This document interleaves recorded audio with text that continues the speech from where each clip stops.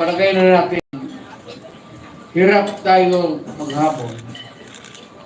Mo, pag nasa gobyerno ka, ikaw yung nagdadala, you cannot give promises. Panay na lang ang pangako mo and you keep on,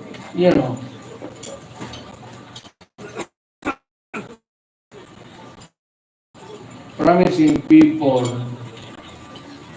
for so many things,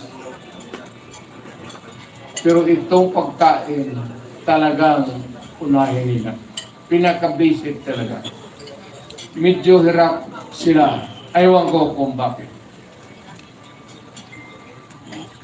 Ngayon, kung yung presyo ng bigas, yung presyo ng pagkain para sa Pilipino mas bababa ngayon,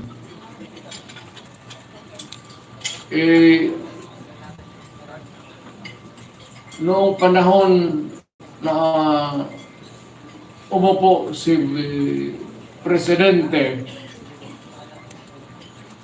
kung mas mababa ang presyo ngayon ng pagkain, iboto natin yung mga kandidato niya.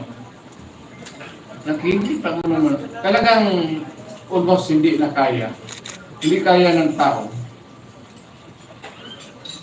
Ngayon, kung mas madali maghanap ng trabaho ngayon sa panahon niya, then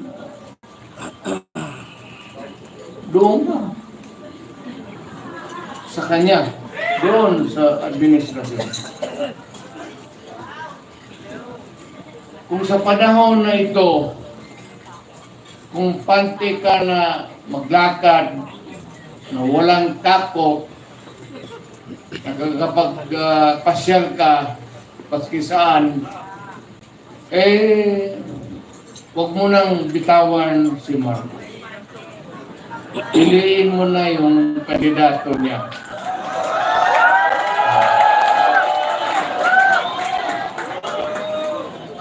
Ito, pero pag sinasabi ko yung pag nagsasalita ako, gumaganyan ako, ibig sabihin, ito yung kapalit.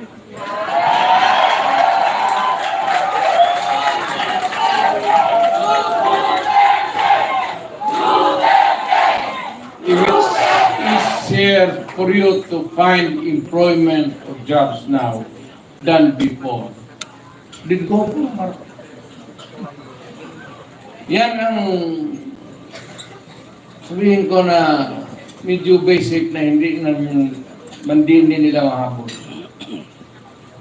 Ngayon, kung mas minus yung droga at krimen ngayon kaysa noon, panahon niya, pag-upo niya, naabutan pa niya yung, yung pinapairal natin na law and order. Kung kaya niya ito, kung kaya niyang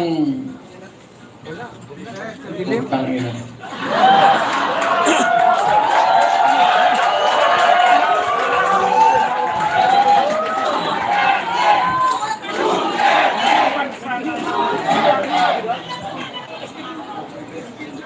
Alam mo kung ako ang durugista, may gano'n ako. Bakit sa utak ko, bakit hindi?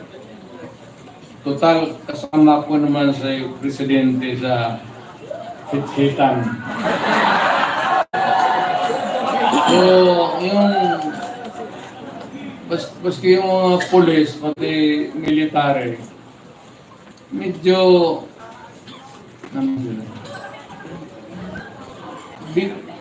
because of the incongruity. Hindi magkasya eh.